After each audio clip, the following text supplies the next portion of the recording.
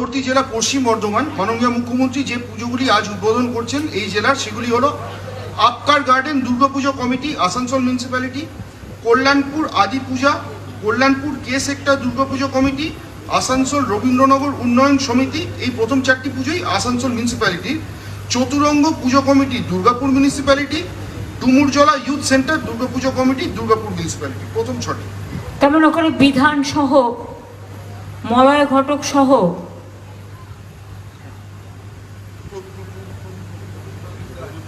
প্রদীপ মজুমদার, বাপ্পা আছে কোথাও,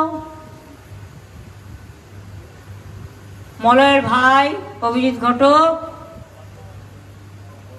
বাপ্পাও আছে, প্রদীপদাও আছেন, কমিশনারেটও সকলে আছেন।